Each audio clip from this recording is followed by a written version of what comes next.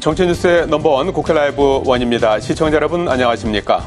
평일 오후 1시 국회에서 일어나는 정치권 소식을 빠르고 생생하게 전해드립니다. 6월 24일 월요일 국회 라이브 원 첫 순서 시작하겠습니다. 먼저 오늘의 주요 뉴스입니다.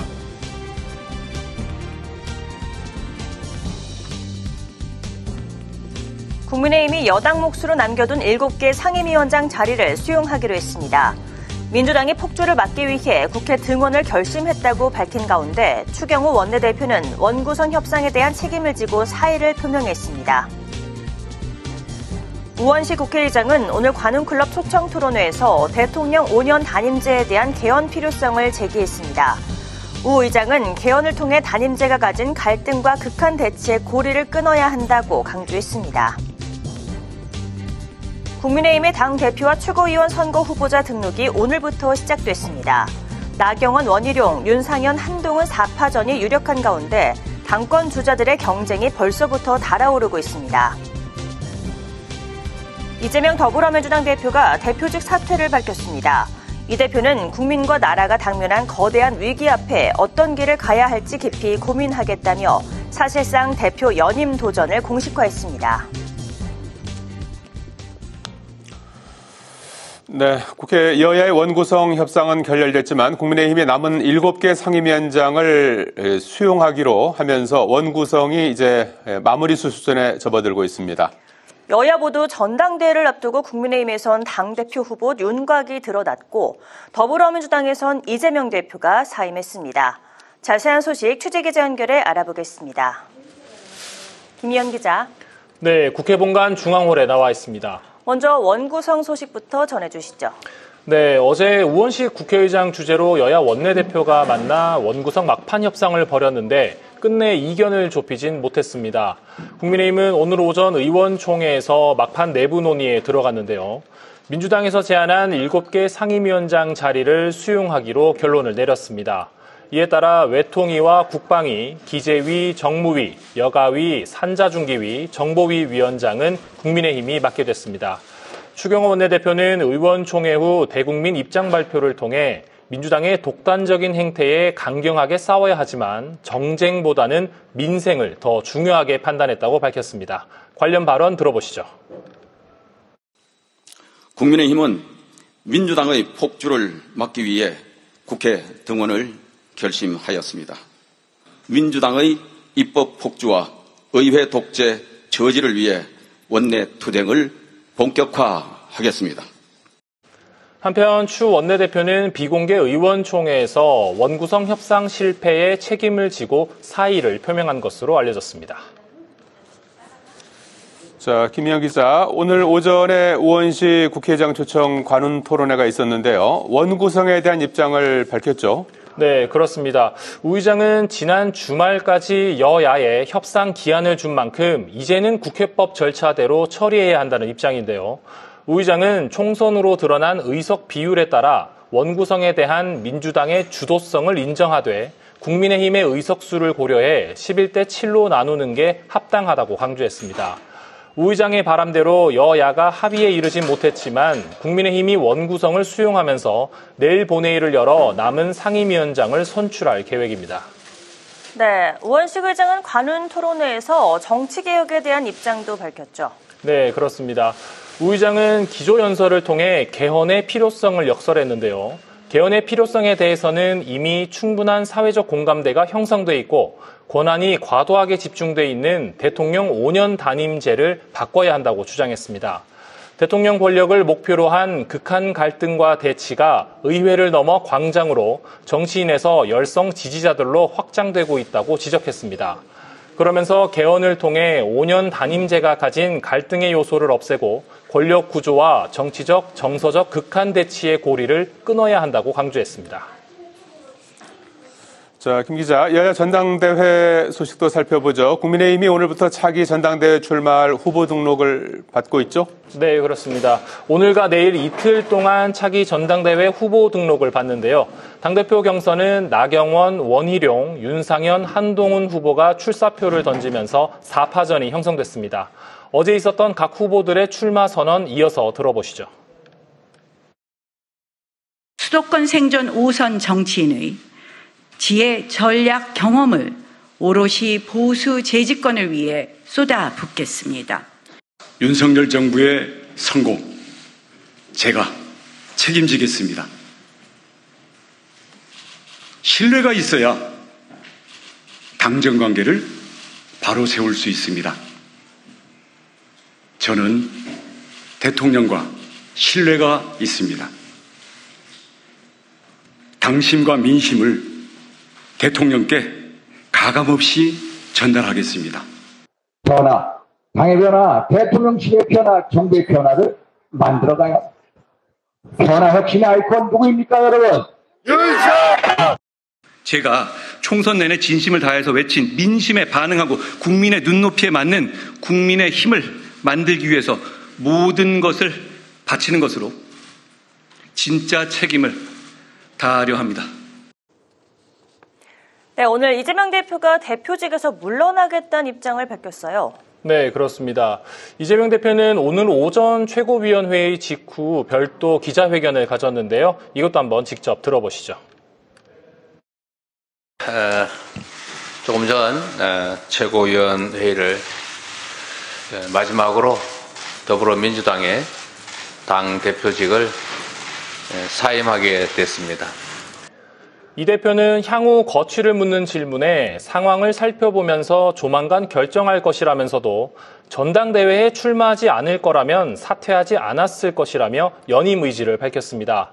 민주당은 8월 18일 전당대회에서 새 지도부를 선출할 예정이고 그때까지 박찬대 원내대표가 대표 직무대행을 맡게 됩니다. 지금까지 국회 본관 중앙홀에서 전해드렸습니다.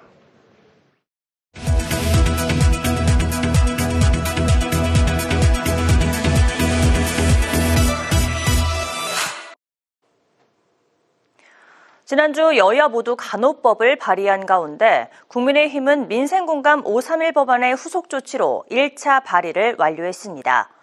민주당은 양육자의 경제적 부담을 덜어주는 출생기본소득 3법을 발의했습니다. 김지수 기자입니다. 5대 분야 31개 법안인 531 민생법안을 당론으로 정했던 국민의힘, 지난주 1차 발의를 완료했습니다. 저출생 문제를 대응하는 컨트롤타워인 가칭 저출생 대응 기획부 신설을 포함하여 저출생 대응 패키지 법안을 1호 법안으로 선정하였고 순차적으로 발의가 진행 중에 있습니다. 저출생 대응 패키지 4법인데 배우자의 출산 휴가를 20일로 확대합니다. 임신한 여성의 근로시간 단축 기간을 현행 임신 36주 이후에서 32주 이후로 앞당기는 내용도 포함됐습니다. 이와 함께 민간 임대주택 특별법도 발의했는데 지난 2020년 폐지됐던 아파트 매입 임대를 다시 허용하는 내용입니다. 민주당은 출생 기본소득 3법을 발의했습니다. 아동의 건강한 성장과 양육자의 경제적 부담 완화를 위해 가족 지원을 대대적으로 확장하는 방안을 마련해 정책의원총회를 거쳐 당론 법안으로 출생 기본소득 3법을 공동 발의하게 되었습니다.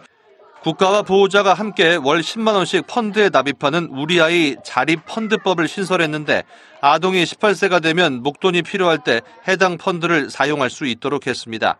8세 미만의 아동에게 월 10만 원씩 지급되고 있는 아동수당을 18세 미만까지 확대하고 금액은 20만 원으로 증액하는 내용도 담았습니다. 이런 가운데 대통령의 거부권 행사로 폐기됐던 간호법을 여야 모두 발의했습니다. 먼저 여당이 발의한 간호법은 지난 21대 국회에서 논란이 됐던 지역사회 간호 문구를 삭제했습니다. 이와 함께 일반 간호사도 일정 요건을 충족하면 PA, 즉 진료 지원 업무를 수행할 수 있도록 했습니다. 민주당이 발의한 간호법 역시 지역사회 문구를 삭제한 가운데 간호사의 업무 범위에서 의료기사 업무를 제외했습니다. 간호사의 구체적인 업무 범위와 한계는 대통령령으로 정한다고 규정했습니다. 한편 지난 21일 열린 법사위에서 여당 의원들이 불참한 가운데 해병대원 특검법이 통과됐습니다. 민주당과 비교섭단체가 한 명씩 후보를 추천해 대통령이 이들 중 특검을 임명하도록 했고 수사기간을 70일로 하되 대통령의 승인을 받아 1회에 한해 30일 연장하도록 했습니다. 이와 함께 공영방송의 지배구조를 개편하는 방송 3법과 방통위의 의결 정족수를 4인 이상으로 규정하는 방통위법 개정안은 법사위로 회부된 상태입니다. 국회방송 김지수입니다. 국회 문화체육관광위원회는 다음 달 8일 문화체육관광부와 국가유산청에 대한 업무보고와 현안 질의를 진행하기로 했습니다. 문체위는 오늘 야당 단독으로 전체 회의를 열고 유인촌 문체부 장관과 최응천 국가유산청장 등 26명에 대한 증인 출석 요구의 건 등을 처리했습니다. 문체위는 당초 유 장관과 최 청장 등을 불러 업무 보고를 들을 계획이었으나 야당의 일방적인 원구성에 반발하며 정부와 여당은 출석하지 않았습니다. 국민의힘 비상대책위원회가 중앙윤리위원회 위원장에 이용구 전 중앙대학교 총장을 선임했습니다. 곽규택 대변인은 이 전 총장의 선임 배경에 대해 국민의힘이 다음 달 전당대회를 앞두고 있는 만큼 중앙윤리위원회의 역할이 필요하다고 설명했습니다. 이와 함께 비대위는 부산, 대구, 인천 등 전국 16개 시도당 위원장도 승인했습니다. 더불어민주당이 김건희 여사 특검법 청문회를 추진하겠다고 밝혔습니다. 이해식 수석 대변인은 오늘 최고위원회의 후 브리핑에서 최근 해병대원 특검법 청문회 등을 통해 입법 청문회에 대한 국민적 지지와 성원을 확인했다며 김 여사 특검법 청문회도 지체 없이 추진하기로 했다고 말했습니다. 김 여사 특검법에는 도이치모터스 주가 조작 사건에 명품백 수수 의혹이 더해졌고 국민권익위원회의 종결 처분 내용을 추가하는 것도 검토 중이라고 덧붙였습니다. 천하람 개혁신당 원내대표가 여야를 향해 해병대원 특검법에 대한 중재안을 제시했습니다. 천 원내대표는 오늘 기자회견을 열고 여당이 반대해온 특검 추천권을 정당이 아닌 대한변호사협회에 부여하고 대국민 브리핑도 횟수와 시점에 제한을 두자고 제안했습니다. 이어 성과 없이 반복되는 정쟁을 끊어내고 하루빨리 해병대원 사망 사건에 대한 진상규명이 필요하다며 여야 모두 중재안을 적극 수용할 것을 촉구했습니다.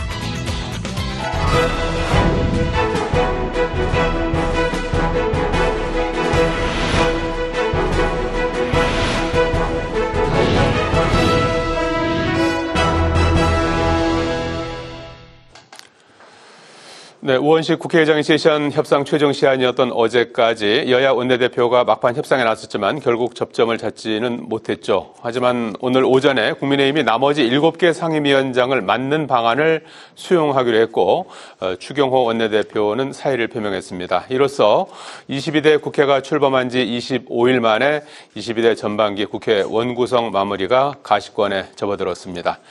정치 한수 김태일 전 장한대 총장과 급박하게 돌아가는 국회 상황 살펴보겠습니다. 안녕하십니까? 네, 안녕하세요. 예. 마스터 토론이 원래 한 분씩 모시는데 지난주 금요일에서 오늘도 임명진 위원장님도 같이 모시려고 했는데 일정이 있으셔서 네. 따로 혼자만 모시게 됐습니다. 임명진 위원장님하고 토론 아주 좋았습니다. 예, 그러시군요. 자, 오늘 국민의힘이 7개 상임위원장을 수용하기로 했습니다. 어제까지가 의장께서 제시한 막판 시한이었고 오늘 사실 국민의힘으로서는 18대 0으로 그냥 다 가져가라 하고서 그냥 할 것인지 아니면 7개라도 상임위원장을 수용하는 것이 맞는 것인지 아마 그런 마지막 선택지밖에 없었던 것 같아요. 그래서 최종적으로 7개 상임위원장을 이제 수용하기로 하고 그 모든 것에 대한 책임을 지고 추경호 원내대표는 이제 사의 표명했습니다. 그래서 아마 이번 주에 국회가 그간의 어떤 경우에 어떻든 간에 정상화의 길로 접어들 것 같습니다. 부의장도 선출하고 11개 나머지 상임위원장 보이콧했던 것도 들어가게 될 거고 7개 상임위원장 선출도 하고 이렇게 될 것 같거든요. 지금과 같은 상황 어떻게 보고 계시는지요? 국민의힘이 그것을 받아들인 건 잘한 거라고 생각합니다. 네. 좀 늦었죠. 네. 또 아쉽기도 하고요. 왜냐하면 이게 지금 국민의힘이 야당이 아니라 집권 여당이거든요. 네. 그래서 정말로 윤석열 대통령이 해야 될 일을 국민의힘이 입법을 통해서 뒷받침하고 또 국정을 이끌어 나가야 될 책임과 위치에 있는데 오히려 이것을 보이콧하고 공전시키는 일을 도맡아서 했으니 그 국민들의 여론이 좀 곱지 않았던 게 사실입니다. 특히 이제 지금 현재 직면하고 있는 뭐 여러 가지 중요한 문제들이 산적해 있지 않습니까? 뭐 그런 점에서 집권 여당으로서의 책임감은 좀 더 적극적으로 보였어야 되지 않느냐. 이런 좀 아쉬움이 있긴 합니다. 그리고 이제 협상이 잘 안 된 것도 물론 굉장히 좀 안타까운 일이긴 한데 이제 뭐 음지가 양지되고 양지가 음지되는 게 이게 또 민주주의의 그 룰이란 말이죠. 그래서 제가 지난번에 이제 새로운 관행이 만들어지는 과정인 것 같다 이렇게 말씀을 드렸습니다만 이제는 뭐 앞으로 이런 상황이 생기면 협상을 통해서 그 어떤 합의점을 찾지 못할 경우 이제 다수파가 그 룰에 따라서 정리를 하는 수밖에 없겠죠. 그게 또 자연스러운 새로운 관행이 되지 않겠습니까? 그런 점에서 이번에 좀 산통을 겪긴 했지만 뭐 새로운 관행을 만들어가는 또 의미도 있었지 않냐 하는 생각도 또 해봅니다. 국민의힘은 일단 국회 등원을 해서 민주당의 입법 폭주, 의회 독재 저지를 위해서 원내 투쟁을 하겠다 이렇게 이제 밝히고 있습니다. 그동안에 좀 무기력하다는 이제 평가가 많이 나오고 있는데 원내에 들어와서 이제 뭐 원내 투쟁을 한다면은 구체적으로 이제 어떤 상황이 좀 벌어질 수 있을까요? 그건 뭐 사실은 당연한 일입니다.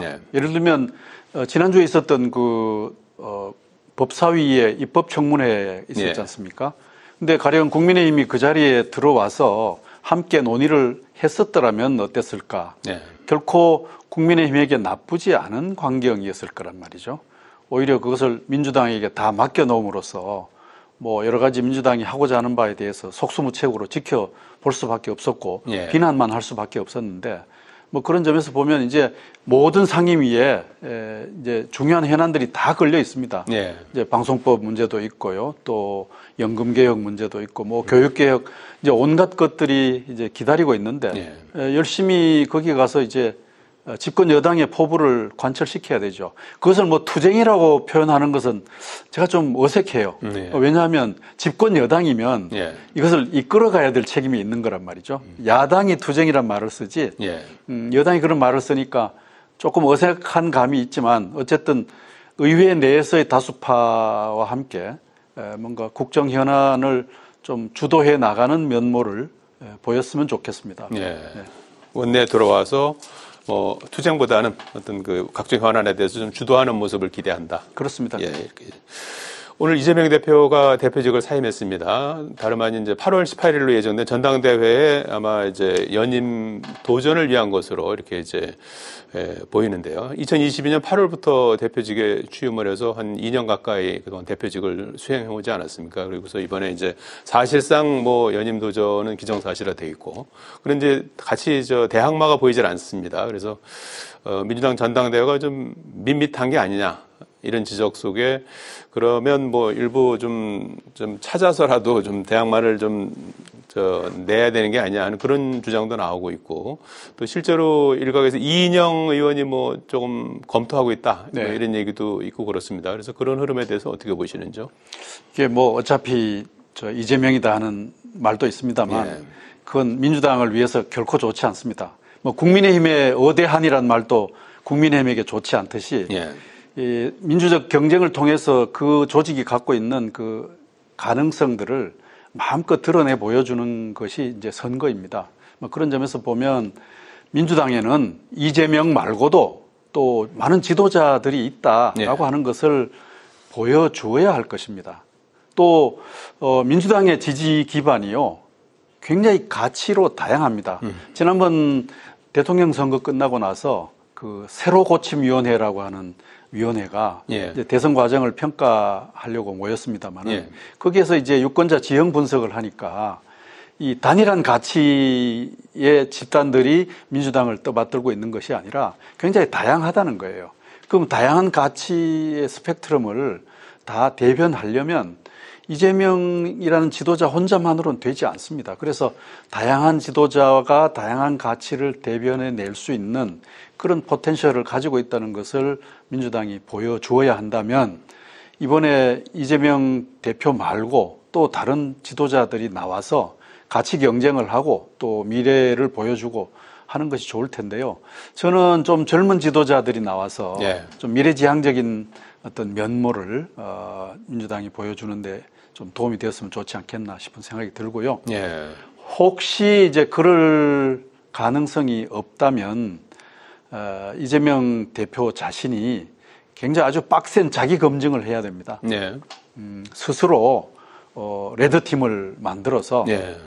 본인의 허점은 무엇이고 또 민주당의 잘못과 약점이 무엇인지에 대해서 자기 검증을 하지 않으면 이 조직은 굉장히 효율적이라고 생각될지 모르지만 정당 조직이 저렇게 단일화되면 강력한 그 대가로 굉장히 부스러지기 쉬운 조직이 될 수밖에 없습니다. 그래서 다른 경쟁자가 있었으면 좋겠고 예. 또 없다면 아주 철저한 아주 빡센 자기 검증을 레드팀을 만들어서 그 선거 과정에서 이제 이행해 나갔으면 좋겠다 예. 하는 생각을 해봅니다. 예, 뭐 결과야 워낙 이제 압도적으로 이재명 대표가 이제 우세한 그런 상황이지만 그 자체가 하나의 어떤 당의 어떤 미래지향적인 측면에서는 경쟁적인 어떤 구도로 가는 것이 이제 바람직하다 이제 이런 취지로 이해가 되는데요. 그렇다면 뭐 젊은 지도자라든지 또는 비명계 쪽에서 누군가가 이제 경쟁 상대로 나올 가능성도 있다고 예상하십니까? 나와야 된다고 생각합니다. 나와야 된다. 네. 예. 당선이 안 되더라도 자기 가치와 정체성 또 자기 포부를 가진 지도자들이 예. 이 기회에 나와서 대중들에게 검증하고 예. 자기의 면모를 보이는 것이 차세대 지도자들을 위해서도 좋고 또 당을 위해서도 좋고 또 그것은 이재명을 위해서도 좋은 일이다라고 생각을 합니다. 예. 자, 그에 비춰보면은 국민의힘은 일단 4파전으로 가닥이 잡혔습니다. 윤상현 의원이 제일 먼저 출사표 던진 데 이어서 어제는 1시간 단위로 나경원, 한동훈, 원희룡 전 장관이 출사표를 던졌죠. 그래서 4명이 이제 경쟁을 한 달 동안 앞으로 이제 7월 23일 전당대회니까요. 그래서 경쟁을 하게 되는 구도인데 그동안에 좀 침체되고 총선 참패 이후에 좀 무기력하다는 평가들이 많이 나왔었는데 그런 그 당의 변화를 좀 이끌어낼 수 있는 전당대회가 될 거라고 보셨는지요? 아마 그런 경쟁 과정이 조직의 활력을 가져오는 것은 뭐 너무나 분명한 그 명제입니다. 뭐 그런 점에서 여러 가지 기대들을 할 수밖에 없는데 문제는 이제 좋은 경쟁을 해야 되죠. 뭐 지금처럼 이제 물론 시작입니다만은 뭐 윤심과의 거리가 얼마냐 뭐 이런 얘기라든지 또 어대한이 어쩌고 저쩌고 하는 이런 류의 이제 아젠다와 담론을 가지고는 국민의힘이 새로운 활력을 만들어 내기가 어렵다고 생각합니다. 정말로 보수가 새로운 길을 가야 할 그런 미래가 어떤 모습인가 이것이 지금 절실하게 필요합니다. 사실은 이번에 총선 패배에 대해서 어떻게 성찰할 것인가를 이번 전대에서 중요한 이제 논쟁점으로 이제 삼게 되겠습니다만은 조금 더 길게 보면 비록 대통령 선거에서 이기긴 했지만 그 반짝 그때뿐이었단 말이죠. 지금 사실은 위기는 박근혜 대통령의 탄핵 이후에 계속 지금 헤매고 있는 보수의 길을 이번 전대를 통해서 어떻게 찾아낼 것인가가 핵심이라고 봅니다. 고 전전전대에서 이준석 그 젊은 원외 정치인이 대표가 되었지 않습니까? 그때 가장 중요한 화두가 탄핵의 강을 건너자라는 것이었습니다. 그 뜻밖의 의표를 찌르는 또 그러나 가장 본질을 지적하는 이준석 대표의 그 말 덕분에 국민의힘은 새로운 활력을 찾는 가닥을 잡았거든요. 그리고 또 젊은 대표를 뽑기도 했고요. 그런데 과연 국민의힘이 탄핵의 강을 건넜느냐 하는 질문을 던져 볼 수밖에 없습니다. 걷는 것 같기도 하고 아닌 것 같기도 하고 말이죠. 아니면 지금 여전히 강 가운데 있는 것인지도 모르겠다는 생각도 들고요. 그래서 좀 길게 보면서 지금 보수 괴멸이라고 하는 말을 들을 정도로 지금 헤매고 있는 이 상황에서 국민의힘이 어떤 길을 찾아갈 것인지 여전히 반공 보수를 외치는 사람들, 여전히 시장 지상주의를 외치는 보수자들, 이런 보수의 길을 계속 답습해야 할 것인지 아니면 대전환 시대의 디지털 혁명과 출생의 인구 위기와 예. 또 기후 생태 위기를 어떻게 헤쳐나갈 것인지에 대한 보수의 대답을 제시를 하는 것이 과제일지 아마 뭐 너무나 답은 분명하다고 봅니다. 예, 새로운 보수의 길을 누가 제시할 것이냐 이것이 이제 결국 중요한 이제 승부처가 될 수 있다. 그런데 현실적으로는 말이죠. 예. 그렇게 해야 이제 국민의힘 전당대회가 성공할 수 있다라고 생각합니다. 전당대회 성공이 이제 거기에 달렸는데 현실적으로 보면 지금 당심 80% 민심 20% 아닙니까? 그러니까 사실 이제 당원들의 투표를 통해서 80%가 좌우되는 것이고 20%도 국민의힘 지지층이나 아니면은 이제 중도 이런 분들이 이제 들어가는 역차별, 역투표 방지를 위해서 이렇게 돼 있지 않습니까? 그러면 가장 당락을 결정지을 수 있는 변수는 뭐가 될 것 같습니까? 윤심입니까? 또 다른 어떤 걸까요? 여전히 당내 세력으로서는 윤심이 중요한 영향력을 가지고 있다고 볼 수 있겠죠. 예. 그런데 선거는 세력과 조직의 힘만으로 되지 않지 않습니까? 예. 이제는 그것을 동원해서 선거 승리를 이룰 수 있다라고 하는 것은 아주 절반의 진리밖에 되질 않습니다. 바람이라는 게 또 있습니다. 예. 또 그 바람을 일으키게 만드는 인물과 비전의 어떤 설득력 이런 것들이 함께 작용을 한다고 볼 수 있고 당심조차도 예전하고 달리 조직에 의해서만 움직여지지 않는 것 같습니다.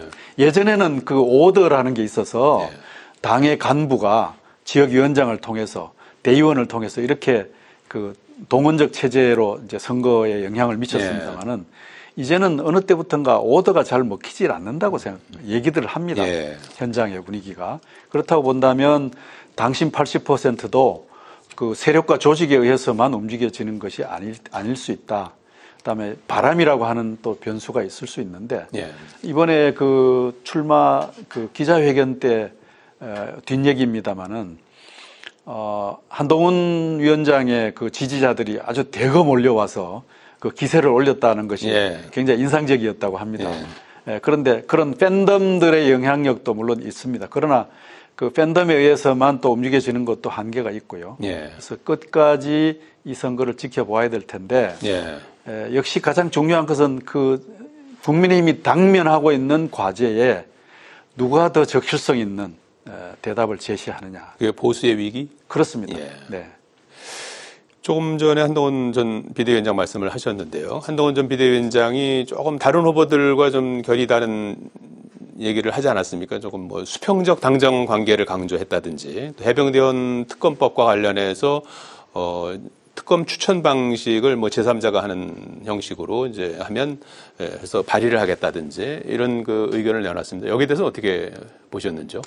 지도자가 이제 간이 크고 통이 커야 된다고 하는데요.